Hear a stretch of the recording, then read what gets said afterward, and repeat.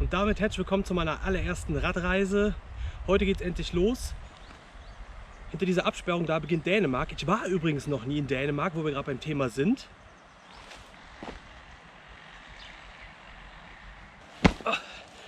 Hätten wir das auch erledigt.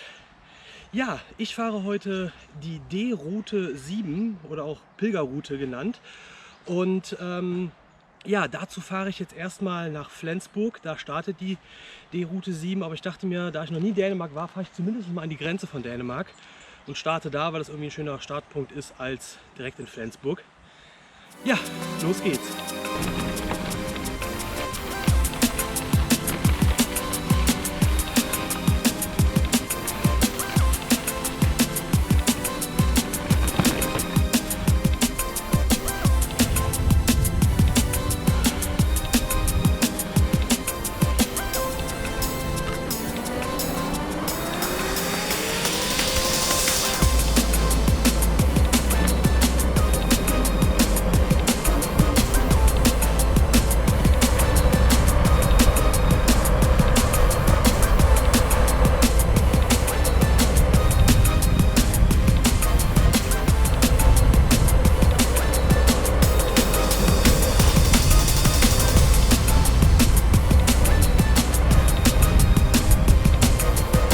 So,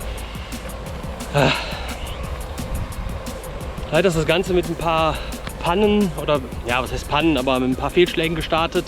Ich bin jetzt quasi schon fast 1,5 Stunden später unterwegs, als ich eigentlich unterwegs sein wollte.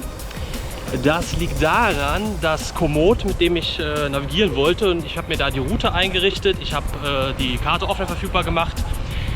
Ja, und als ich dann eben losfahren wollte und zu meinem Startpunkt navigieren wollte an der dänischen Grenze, wollte Komoot auf Teufel komm raus einfach nicht die Karte anzeigen. Es zeigte mir die ganze Zeit nur eine leere Karte an und nichts funktionierte.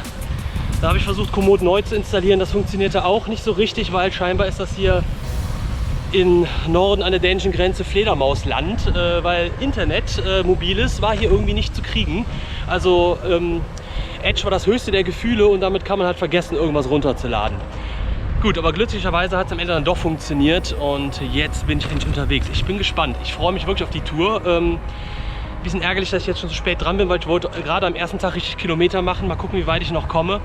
Ich habe 2 Campingplätze mir rausgesucht. Der eine müsste in etwa 100 Kilometer Entfernung sein, der andere ist noch eine ganze Ecke weiter weg. Und ja, schauen wir mal.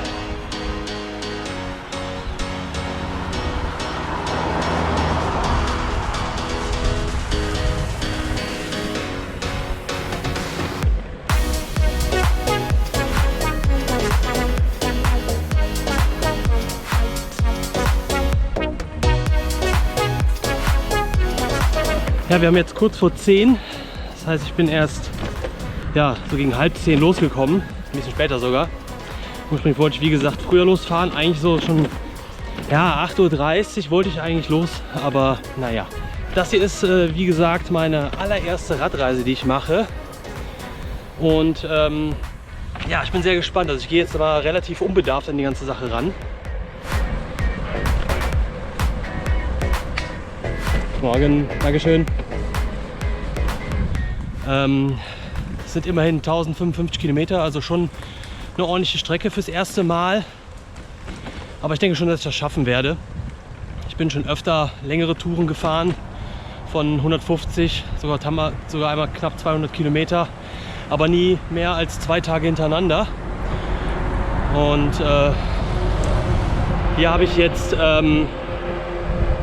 ja, 7 bis 10 Tage eingeplant. 7 Tage wäre sehr amtlich, damit ich 150 Kilometer am Tag fahren.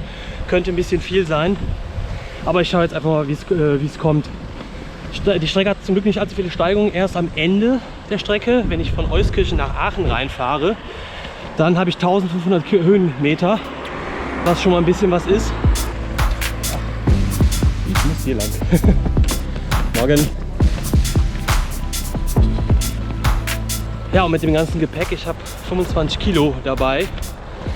Das mache ich also auch zum ersten Mal. Man merkt direkt, wie ungewohnt das Fahrrad sich fährt, wie so ein schwerer Panzer.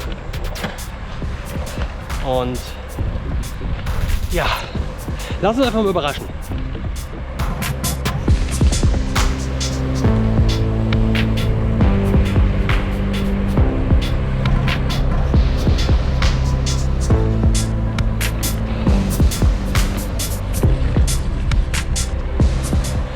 mein Glauben an die Jugend ist auch wieder hergestellt. Gerade lief da eine Schulklasse, vielleicht so 6-, 7-Klässler durch die Stadt, scheinbar Sportunterricht, gingen scheinbar joggen und grölten lauthals die Titelmelodie von der Gummibärenbande.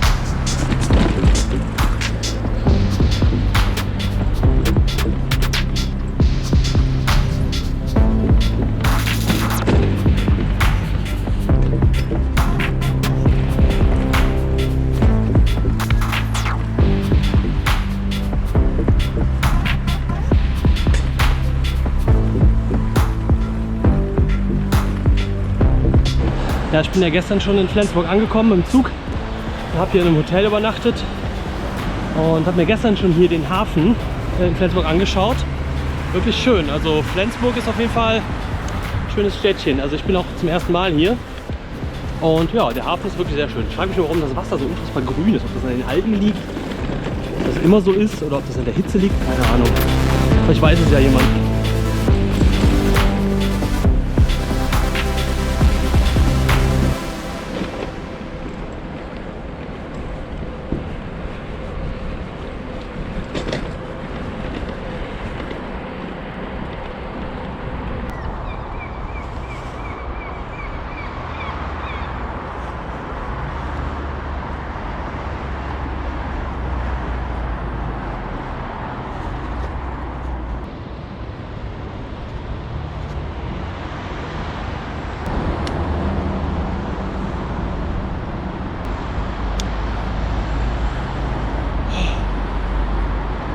Doch ziemlich warm. Eigentlich sollte das Wetter richtig scheiße sein, also so 15 Grad oder 15 Grad und Regen, aber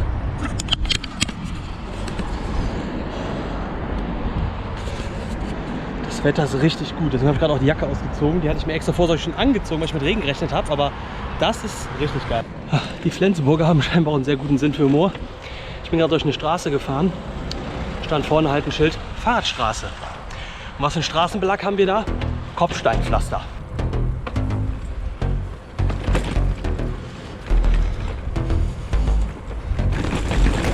So, jetzt habe ich auch schon das erste Stück geschoben, weil hier direkt am Bahnhof, wo die D-Route 7 beginnen soll, geht es richtig steil hoch über Kopfsteinpflaster.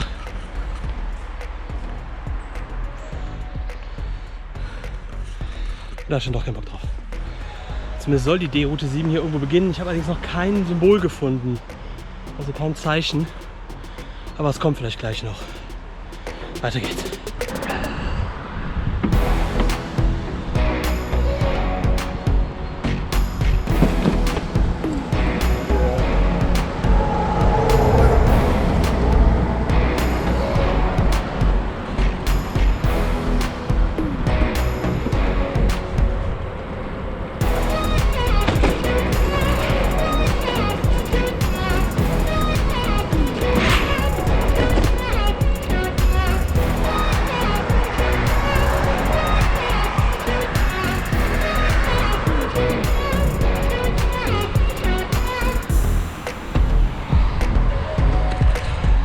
Man sollte aufpassen, wo man hinfährt. Beinahe die Abfahrt hier gerade verpasst.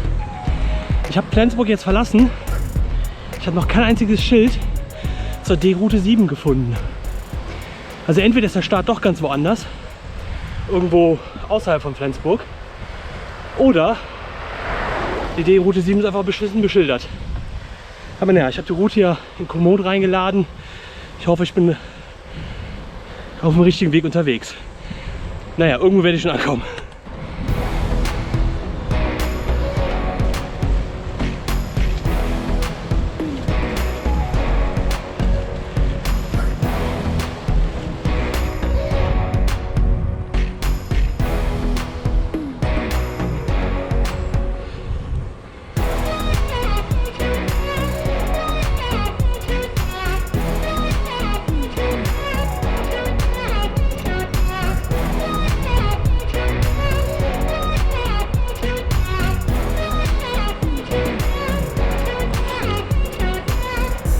So, hier ist auf jeden Fall schon mal viel angenehmer, als in der Stadt zu fahren. Bis jetzt läuft es ganz gut. Ich bin sehr entspannt, sehr chillig. Und bisher ist es auch weitestgehend eben. Wie gesagt, die Route hat eh nicht allzu viele Höhenmeter, die kommen erst ganz am Ende der Tour. Und allerdings muss ich sagen, als ich heute Morgen zur Grenze gefahren bin, um meinen Startpunkt zu finden, also den ich mir selber auferlegt hatte, ich bin eine Stunde durch die Gegend geguckt und da an der Grenze ist es wirklich, also da geht es nur bergauf und bergab. Also ich war danach also richtig im Eimer, also ich war richtig aus der Puste, das schwere Fahrrad hier da immer die Berge hochzutreten. Und das war also wirklich wie so eine Wellenlandschaft. Ein Stückchen bergauf, ein Stückchen bergab, ein Stückchen bergauf. Und naja, aber da habe ich mich jetzt einigermaßen wieder von erholt. Und dann wollen wir jetzt mal richtig Gas geben, dass wir heute noch ein paar Kilometer schaffen. Also wie gesagt, ich würde gerne 120 Kilometer am Tag machen. Das fände ich schön. Ob ich das schaffe, werde ich sehen. 120 im Schnitt würde mir auch schon reichen. Und immer noch kein Schild. Da ist wieder eins, aber auch kein Schild zur D-Route 7. Ach, keine Ahnung, wo die sind. Oder ich war völlig falsch. Naja, weiter geht's.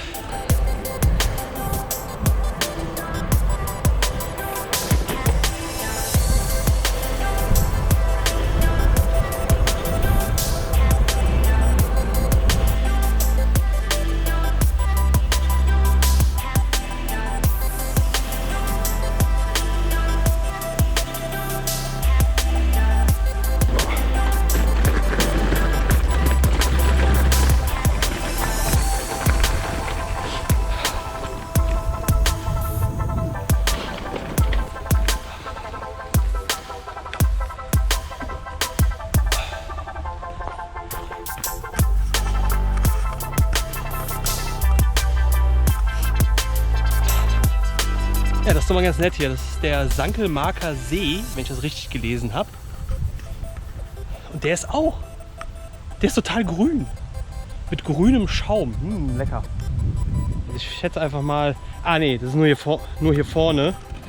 Da vorne ist das Wasser klar. Das ist scheinbar irgendwelche Algen oder weiß ich was sich hier angesammelt hat. Aber ich dachte mir gerade auch, weil im Zentrum das ist auch alles so türkisgrün und hier ist es tiefgrün. Aber nur bis da vorne. Ja, schön. Und immer noch kein Schild zur D-Route 7.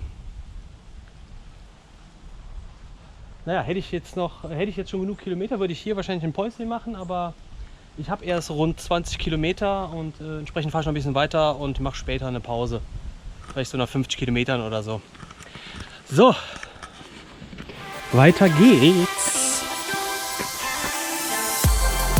Na du? Du?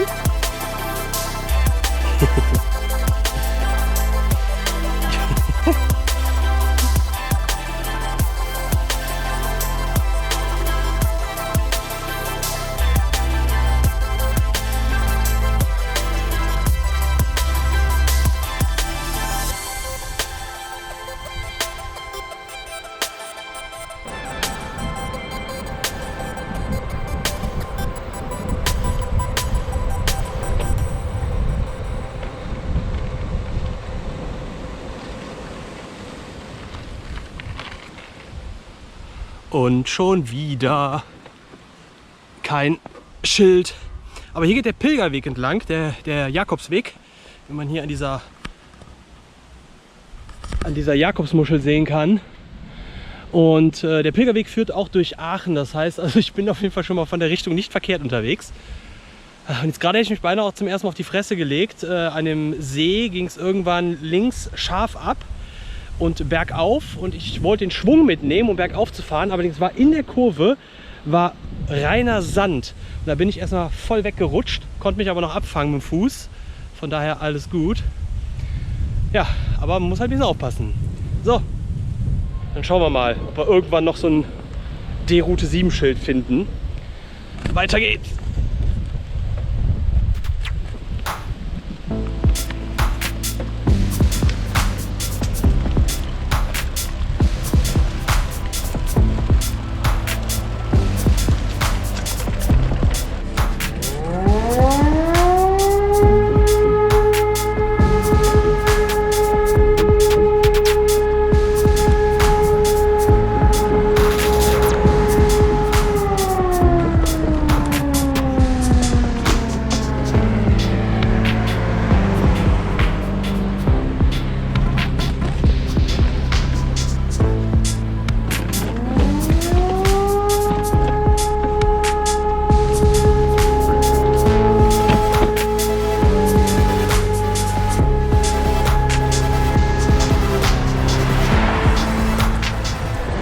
brennt ein Zaun. Ich muss gerne durchfahren. Ja, da brennt ein Zaun. Hinter mir gehen schon die scheint eine Hecke zu brennen und der dazugehörige Zaun.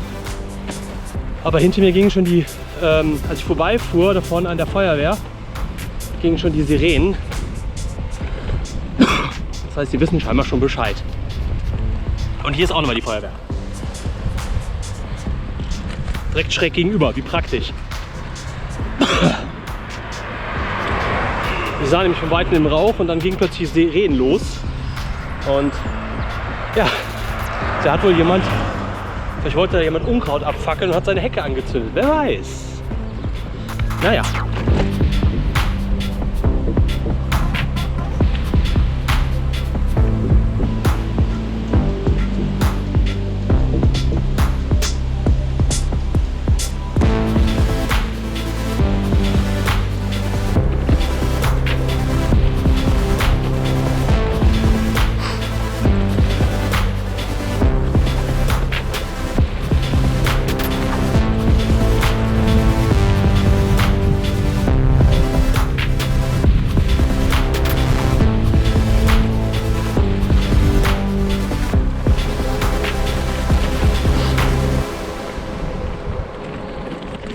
Ich bin jetzt schon ein ganz Stückchen weg von da, wo es gerade eben gebrannt hat und ich höre die Sirenen immer noch.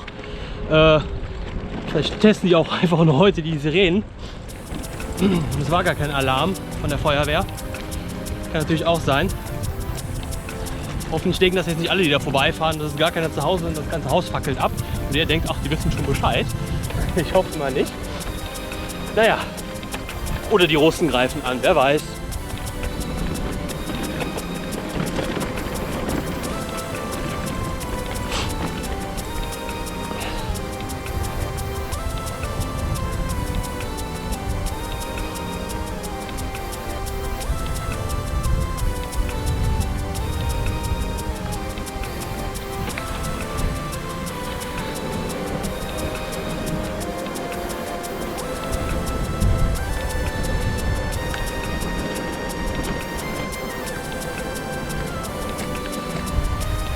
Also wenn ich etwas an Norddeutschland liebe, dann sind es die Namen der Orte. Süderschmedeby. Herrlich. Das klingt einfach mal so niedlich lächerlich, aber irgendwie süß.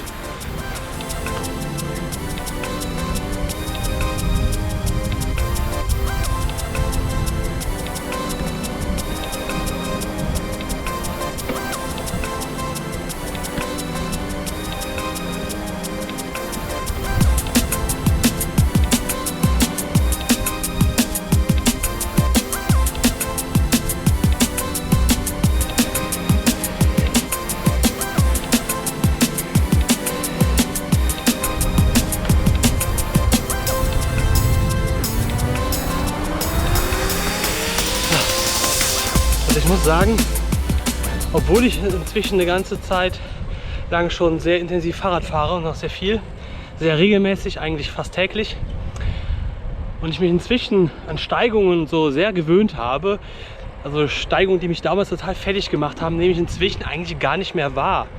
Beziehungsweise bin danach nicht mal ansatzweise so außer Atem, wie ich es früher war, als ich damit angefangen habe. Aber jetzt mit dem zusätzlichen Gewicht, also natürlich habe ich das erwartet, dass das zusätzliche Gewicht einiges ausmachen wird. Aber am Ende ist man dann doch irgendwie überrascht, also bin ich doch ein bisschen überrascht, wie sehr das wortwörtlich ins Gewicht fällt. Also 25 Kilo mehr den Berg hochtreten. Hier sind nicht wirklich Berge, aber hier sind immer so kleine Hügel, die dann doch immer relativ steil sind, wo man dann richtig rantreten muss. Teilweise muss ich wirklich aufstehen dafür, um da hochzukommen. Und danach, ja, dann fehlt einem schon mal ein bisschen was die Luft. Ich erhole mich da zwar immer sehr schnell von, aber es ist trotzdem erstaunlich. Also das zusätzliche Gewicht darf man echt nicht unterschätzen. Aber trotzdem alles machbar. Alles noch im grünen Bereich. Aber ja, ich habe damit gerechnet und trotzdem überrascht es mich ein bisschen. Na, ich habe auch wahrscheinlich ein bisschen zu viel dabei. Ich könnte bestimmt noch ein bisschen am Gewicht reduzieren. Ich habe wahrscheinlich so ein paar Sachen dabei, die reine Luxus sind. Einfach auch, weil ich es zum ersten Mal mache und ich dachte mir halt, lieber nehme ich ein bisschen zu viel mit als zu wenig. Besser haben und nicht brauchen, als brauchen nicht haben. Aber beim nächsten Mal weiß ich wahrscheinlich dann, wenn ich zurück bin, bin ich wahrscheinlich ein bisschen schlauer und weiß, was ich mitnehmen kann und was nicht. Was natürlich hinzukommt an Gewicht sind die Klamotten. Ich habe mich jetzt wirklich auf, da wir Ende September haben, ist halt mit jedem Wetter zu rechnen. Eigentlich ja, habe ich dementsprechend, ich habe warme Klamotten dabei, ich habe sommerliche Klamotten dabei fürs Fahrradfahren, natürlich Regenklamotten, von allem ein bisschen was. Das könnte man wahrscheinlich gut auch halbieren, wenn man sich auf etwas besseres Wetter oder zumindest extrem kaltes oder extrem warmes Wetter ausschließen kann. Das kann ich jetzt natürlich in dem Fall nicht, auch wenn jetzt die Wettervorhersage sagt, dass es eher mäßiges Wetter wird, vor allem viel Regen. Aber bis jetzt, das Wetter ist super angenehm. Es ist zwar sehr bewölkt, aber die Sonne kommt immer wieder mal durch. Es regnet nicht, es ist trocken und es sind, Moment, es sind gerade, ich kann es euch leider nicht genau sagen, weil ich bin hier immer noch im Fledermausland. Es gibt hier immer noch kein Internet, ich habe nur Edge und die Aktualisierung der Temperatur lädt und aktualisiert sich nicht. Also keine Ahnung, aber ich würde mal sagen 15 Grad, 16 Grad, 17 Grad, vielleicht so um den Dreh. Auf jeden Fall sehr angenehm. Ich kann im kurzen Shirt fahren, ich habe eine lange Hose an. Ich glaube, ich könnte auch eine kurze Hose tragen. Sehr angenehm. Also es ist nicht zu warm, nicht zu kalt. Ist ein bisschen windig, aber wir sind hier auch im Norden, ne? Da herrscht immer eine steife Brise. Und ja, aber alles gut. Mal sehen.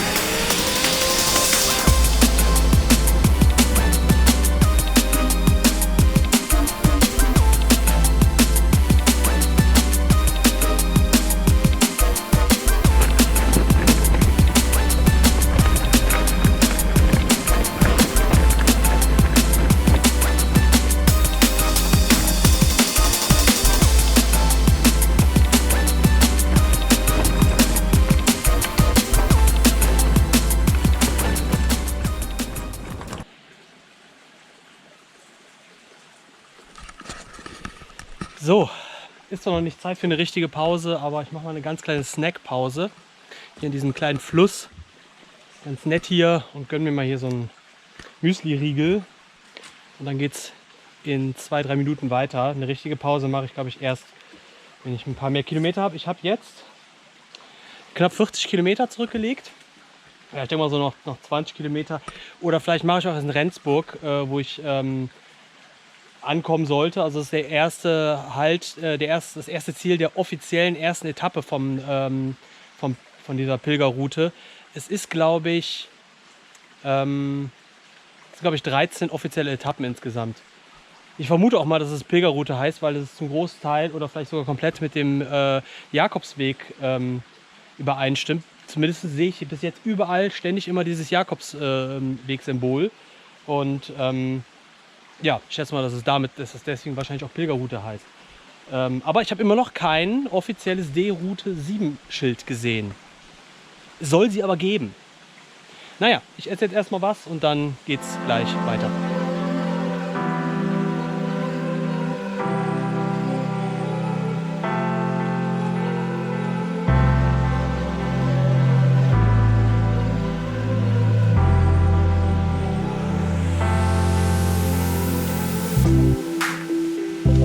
Weiter geht's. Tja, scheiße. Mir ist einer der Schrauben von meinen Cleats abgerissen. Die haben mich irgendwo verloren, haben mich gerade in der Pedale drin und kam mit dem linken Fuß kaum noch aus der Pedale raus. Wahrscheinlich, weil die Cleats sich verdreht hatten und hätte mich beinahe hingepackt.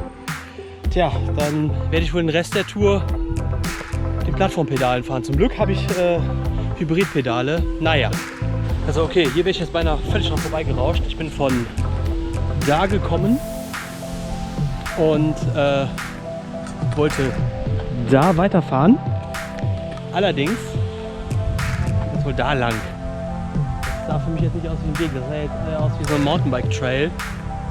Aber offensichtlich geht es da weiter. Ich bin mal gespannt.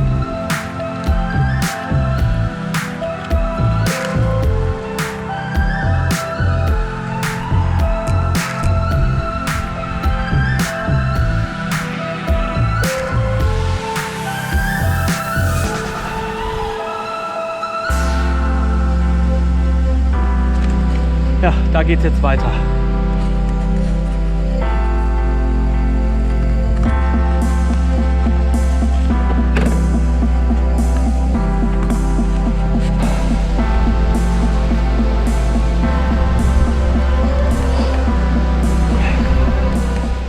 Ja, und der Wind nimmt auch immer mehr zu.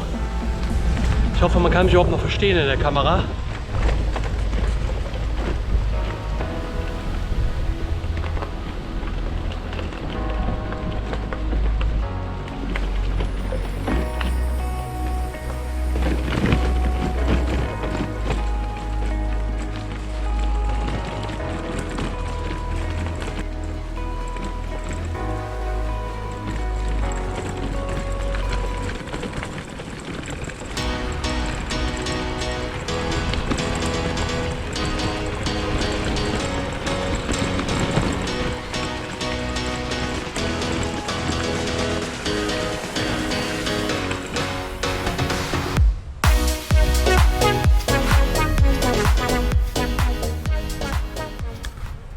Keine Ahnung, wo ich hier bin, aber es ist unfassbar ruhig hier. Hier fuhr bis jetzt noch kein einziges Auto. Ah, jetzt kommt eins.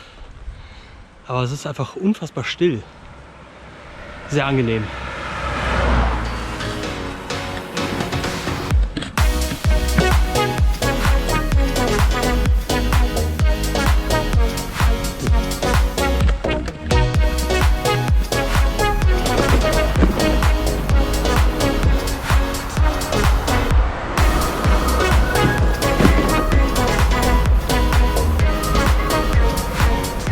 So, jetzt ist es soweit. Ich habe die 1000 Kilometer Marke geknackt.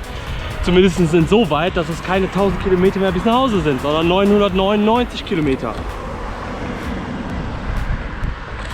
Also bis ans Ziel zumindest. Bis nach Hause muss ich noch ein paar Meter weiterfahren. Aber das ist ja schon mal ein erster Meilenstein. Ich habe jetzt auch fast die 50 Kilometer. Und jetzt langsam, muss ich sagen, kommt der Hunger durch. Also ich muss entweder... Also wenn ich jetzt gleich irgendwo was finde, wo ich was essen kann, dann werde ich das nutzen. Oder wenn ich irgendwo einen schönen Rastplatz oder eine schöne Stelle zum Pause machen finde, werde ich da mal was Vernünftiges essen. So, ich habe gerade einen Supermarkt gefunden. Da habe ich mein Wasser noch mal aufgefüllt. Mir 2 Bananen geholt und noch 2 süße Teilchen beim Bäcker. Und jetzt werde ich mir irgendwo einen schönen Platz suchen und gleich mal eine Pause machen.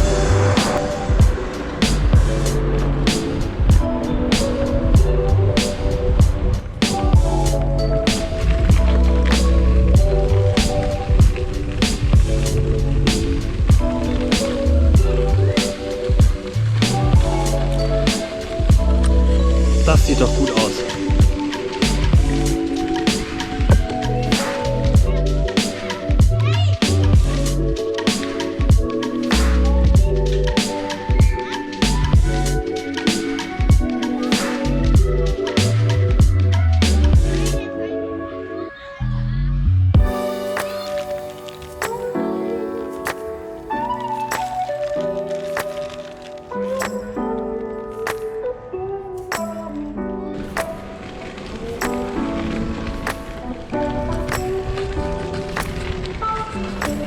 So, frisch gestärkt geht's weiter.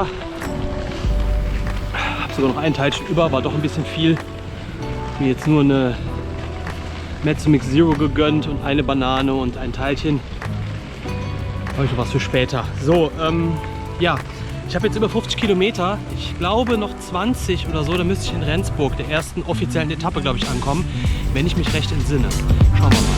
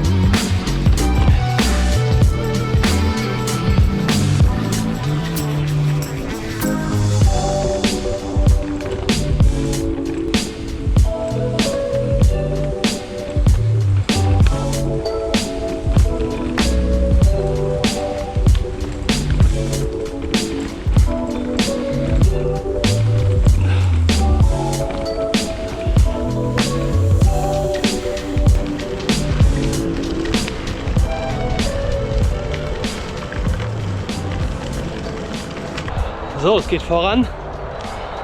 Allerdings wird es langsam doch sehr windig und auch wieder ein bisschen frischer. Und ja, wenn es weiter so geht, werde ich wohl dann doch noch zumindest irgendwas Wärmeres anziehen müssen. Eine Jacke oder irgendwas Langärmeliges. Aber noch geht's. Aber ich glaube, das wird nicht mehr lange anhalten. Ja.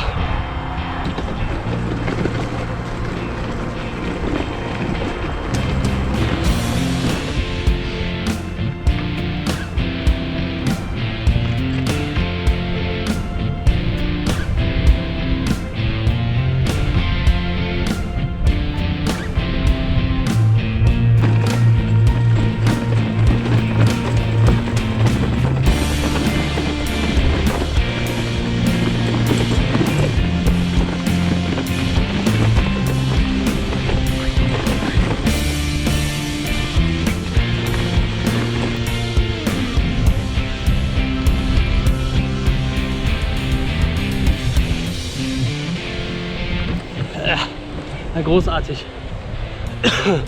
Hinter mir ist so eine Art, ich weiß nicht, was da ist, Kies und so abgebaut. Und hier fuhr gerade so ein riesiger LKW an mir vorbei, der zog eine gewaltige Staubwolke hinter sich her. Boah, ekelhaft. So, ich habe mal auf die Karte geguckt. Rendsburg ist in greifbarer Nähe. Ich konnte es zumindest auf der Karte eben schon sehen, als ich ein bisschen rausgezoomt habe. Also ich bin auf jeden Fall auf dem richtigen Weg. Ein Symbol der B-Route 7 habe ich immer noch nicht gesehen. Das ist wahrscheinlich nur ein Mythos. Aber ja, wir nähern uns dem ersten Zwischenziel. Und in Rendsburg werde ich dann mal gucken, auf welchem Campingplatz ich heute Nacht einkehren will. Gut, weiter geht's.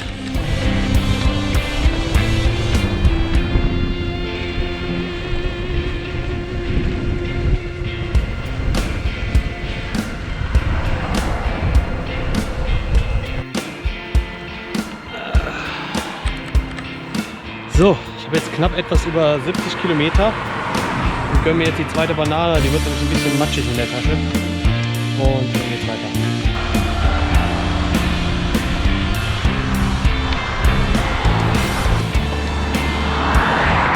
Gerade kam ein Schild. Rendsburg. Au! Kam gerade ein Haselnuss runtergeflogen. Voll gegen Oberschenkel. Rendsburg ist jetzt noch 40 Kilometer entfernt.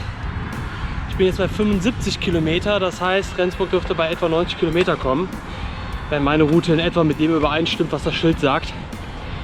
Ja, ich denke mal, das ist schon mal ganz okay. Und dann schauen wir mal, wo es heute Abend hingeht. Ich will ungern Wildzelten, aber wenn alle Stricke reißen, würde ich auch das machen. Weil ich hätte nämlich gerne Dusche. Wobei ich muss sagen, so sehr geschwitzt habe ich gar nicht, weil das Wetter ist leicht kühl, sehr angenehm eigentlich. Aber trotzdem, das in der Natur eine Dusche wäre schon schön. Aber schauen wir mal. So, ich habe mal ganz kurz angehalten, um mein zweites Teilchen hier noch zu essen. Lecker mit Nüssen. Danach geht es gleich weiter. Nur der Weg hier zu fahren ist echt scheiße. Das ist nämlich alles Sand. Und das ist sehr loser Sand. Der bricht die ganze Zeit hinten das Hinterrad weg. Das eiert die ganze Zeit nur rum, weil man immer in den Sand einsinkt. Mit so einem schweren Fahrrad und ein bisschen nervig. Und das geht wohl auch noch mindestens einen Kilometer so weiter, wenn ich dem Navi glauben darf. Naja, aber muss ich durch.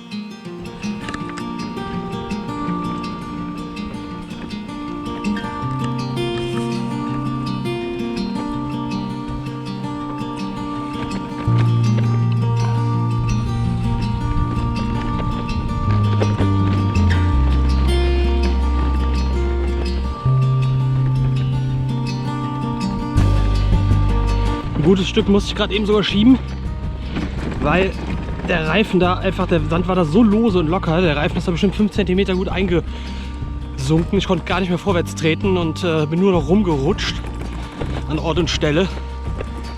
Aber naja, ich hoffe, dass das hier gleich aufhört, weil auf Sand fahren macht echt keinen Spaß.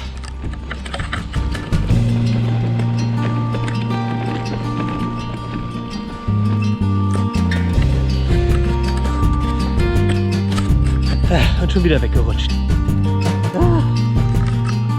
Da, so, sieht man mal die Spuren, die man hier im Sand hinterlässt.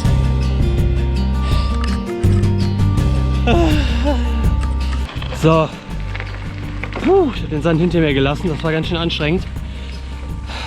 Kommt kaum vorwärts. Ich musste noch mindestens zweimal schieben und bin da rumgeeiert und konnte teilweise nur ganz langsam fahren, um irgendwie nicht umzukippen oder überhaupt irgendwie vorwärts zu kommen. Mit dem Mountainbike wäre das wahrscheinlich etwas angenehmer gewesen. Oder noch besser mit dem Fatbike. Ja, loser Sand macht auf jeden Fall keinen Spaß. Dann lieber hier Schotter. Macht auch nicht so viel Spaß, aber besser als Sand. Ich glaube, alles ist besser als Sand. Vielleicht noch Schlamm, das ist vielleicht noch schlimmer. Aber ansonsten, gut, 8 Kilometer haben wir.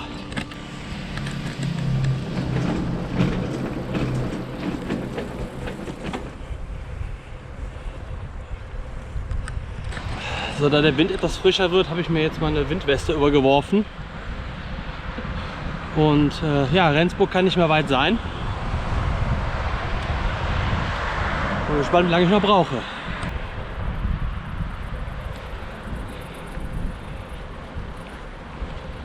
Das Einzige, was ein ganz klein bisschen schade ist, der Anteil an Radwegen, die an so Hauptstraßen und Landstraßen vorbeiführen, ist für meinen Geschmack ein Ticken zu hoch. Ist zwar nicht jetzt total dramatisch, aber ist doch schon, ich würde sagen, doch schon so gute 30% oder so. Aber naja, mal gucken. Ist ja auch nur der Anfang der Tour. A few moments later. Weißt du, da beklage ich mich über die Landstraßen. Und was kriege ich 3 Minuten später dafür als Quittung? Sand. Und wieder loser Sand. Ich könnte kotzen.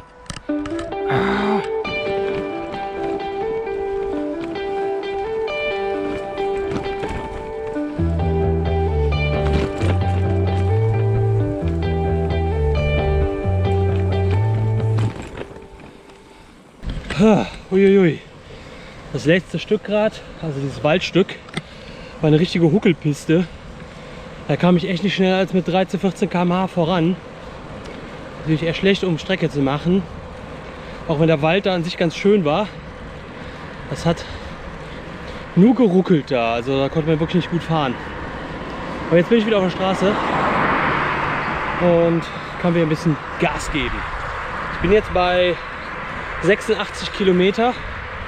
Das heißt, Rendsberg sollte jetzt gleich jeden Moment kommen. Kann also nicht mehr weit sein.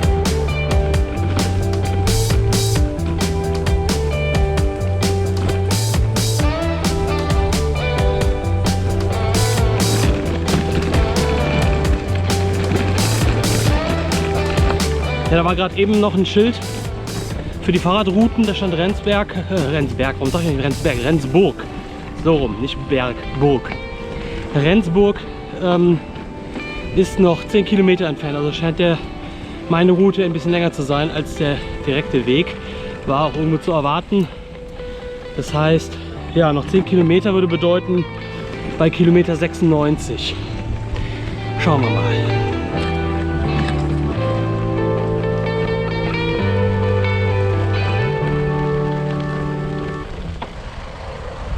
So, ich fahre jetzt gerade hier nach Fockbeck rein, so heißt das, glaube ich. Gehört schon zum Kreis Rendsburg-Eckernförde. Und der nächste Ort müsste dann auch Rendsburg selbst sein. Kann also nicht mehr lange dauern. Und dann hoffe ich mal, dass dann entlang der Route oder zumindest in Richtung der Route von Rendsburg aus innerhalb von den nächsten 30 Kilometern ein Campingplatz zu finden ist. Ich habe mir Campingplätze rausgesucht. Ich weiß aber nicht mehr genau, welcher war. Das muss ich nachher mal nachgucken. Dass ich wenigstens heute noch die 120 Kilometer schaffe. Das wäre nicht schlecht. Das wäre wünschenswert. Wenn ich die nicht schaffe, dann ja, muss ich es halt an einem anderen Tag wieder reinholen. Von der Ausdauer her kein Problem. Das würde ich, glaube ich, noch schaffen. Die Frage ist immer nur, wie spät kann ich auf so einem Campingplatz auch einchecken halt. Das ist eher meine Hauptsorge. Ja, schauen wir mal, wie es weitergeht. Ich glaube, ich sage ziemlich häufig, schauen wir mal.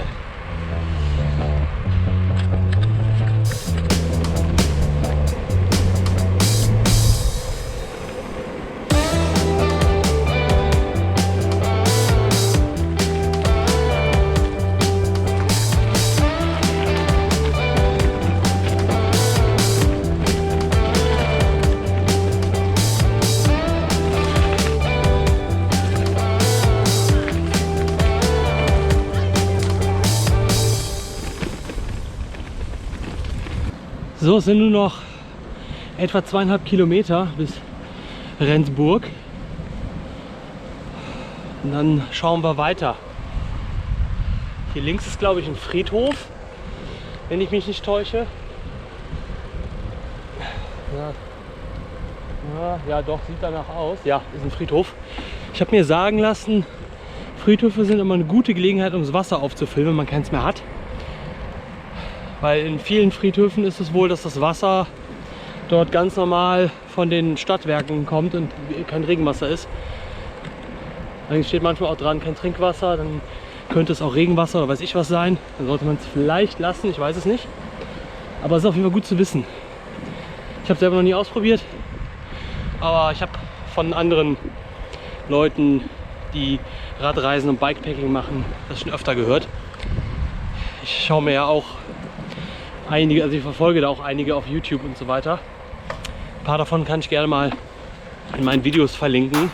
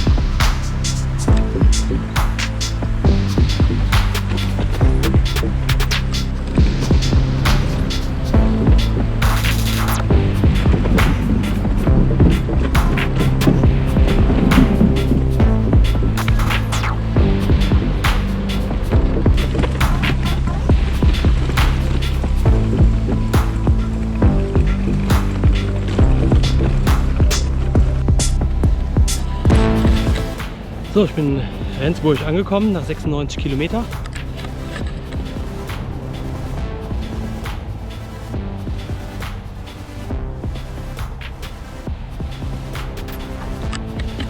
Das ist irgendwie so ein riesengroßer leerer Platz. Dafür aber ganz schöne Häuser da hinten. Ja, jetzt werde ich mir mal Gedanken machen, wo ich denn heute schlafen werde.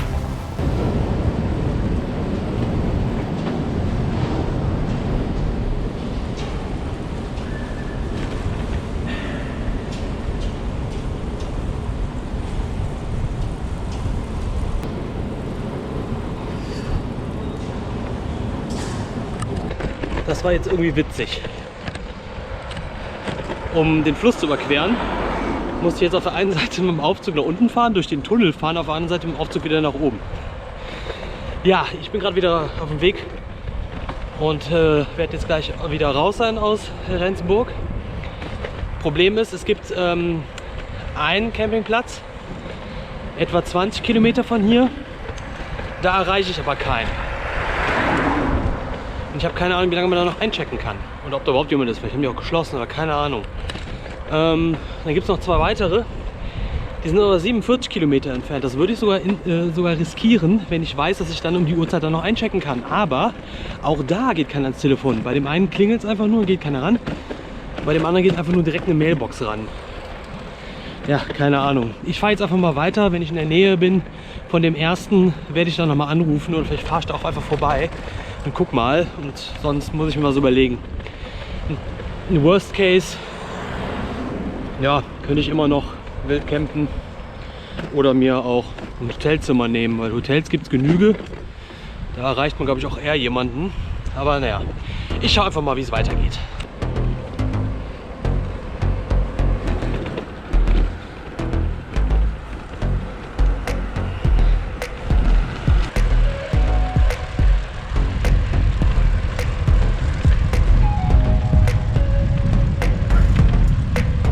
So, ich habe mich mal ein bisschen darauf vorbereitet, dass ich eventuell keinen Campingplatz finde. Jetzt habe ich gerade bei der Tankstelle noch einen Radler geholt, als kleine Belohnung für nachher. Und eine Flasche Wasser, weil ich wahrscheinlich dann morgen früh meine Wasservorräte nicht einfach auffüllen kann. Und so habe ich noch eine Pulle dabei, die ich dann für morgen nutzen kann. Naja, aber schauen wir mal. Noch ist es nicht allzu spät, es ist jetzt 5:45. Ich habe jetzt 105 Kilometer auf dem Tacho. Und ja, lassen wir uns mal überraschen. So, gute Neuigkeiten. Ich konnte bei dem einen Zeltplatz jemanden erreichen. Und da werde ich jetzt hinfahren. Also ich fahre jetzt noch ein bisschen die Route entlang und dann muss ich so etwa 8 Kilometer vom Weg abweichen. Aber das ist an sich ja überhaupt kein Problem. Und dann werde ich da mir ein Zelt aufschlagen.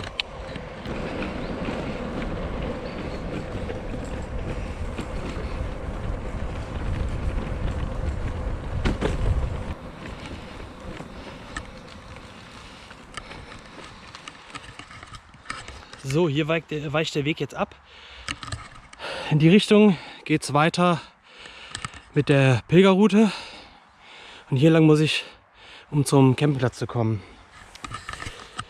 Jetzt stoppe ich mal Komoot. Oder? Nee. Warum eigentlich? Kann ich ja weiter aufzeichnen. Jetzt versuche ich mal, ob ich mir diesen Punkt nicht irgendwie speichern kann. Damit ich morgen genau an diesen Punkt zurückkomme und weiterfahren kann. Ja, auf der offiziellen Pilgerroute habe ich jetzt heute nicht ganz die 120 Kilometer geschafft, die ich mindestens schaffen wollte, sondern 114. Aber da das der bestgelegene Campingplatz jetzt ist, für in dem Fall, beziehungsweise eigentlich den ich erreichen konnte, wo ich jemanden erreichen konnte, nutze ich die Gelegenheit natürlich. Die 6 Kilometer, die kriege ich schon irgendwie wieder reingeholt. Ja, ich wäre natürlich auch gerne, also vom Feeling her, von der Ausdauer her, Insekten, von der Ausdauer her und vom Gefühl her könnte ich noch weiterfahren. Da hätte ich sogar noch riskiert, die 150 Kilometer voll zu machen. Aber da ich da an den Campingplätzen keinen erreichen konnte, war es mir das jetzt auch nicht wert. Hätte ich da jetzt keinen erreicht, ich hatte das eben nämlich noch einmal versucht, weil ich eben kurz vor dem Punkt war, wo ich hätte dann abbiegen müssen. Hätte ich da keinen erreicht, dann ja, dann wäre ich wahrscheinlich so lange gefahren, bis es dunkel geworden wäre oder angefangen hätte dunkel zu werden. Also wahrscheinlich so bis 8 und hätte dann halt irgendwo mein Zelt aufgeschlagen. Aber so ist mir das fast noch lieber, weil dann kriege ich auch eine Dusche und kann morgen hoffentlich gut erholt weiterfahren.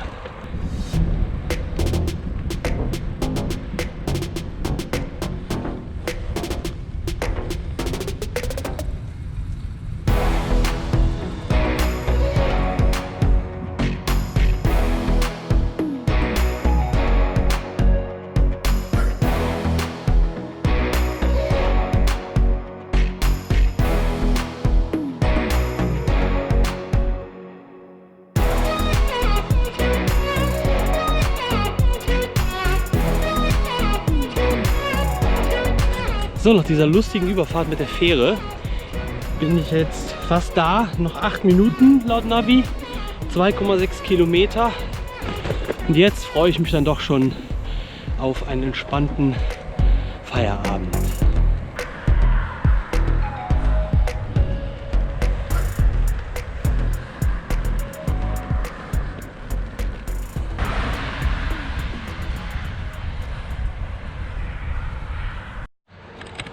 So, ich bin angekommen und ich würde sagen, ich habe mehr als ins Schwarze getroffen, weil der Zeltplatz ist richtig geil.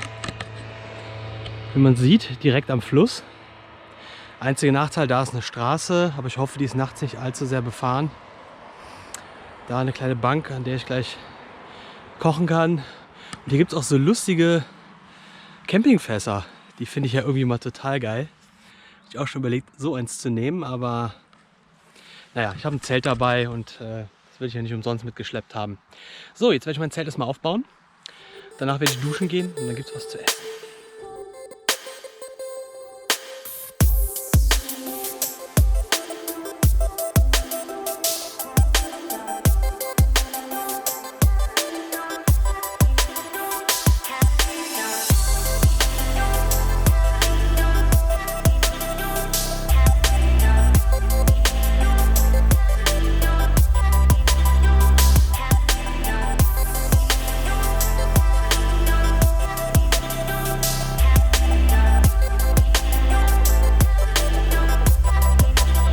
So, das Zelt steht, hat ein bisschen länger gedauert als erwartet.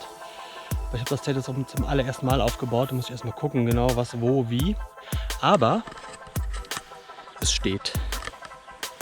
Ich habe jetzt noch keine Abspannseile dran, aber ich glaube, die lasse ich auch einfach weg, weil who cares? Ich glaube, so windig wird es nicht. Ja, innen drin habe ich auch schon meine Isomatte, meinen Schlafsack, meine Taschen verstaut. Und ja. Da es langsam sehr schnell dunkel wird, würde ich sagen, ich esse jetzt erstmal was, bevor ich duschen gehe. Und ja.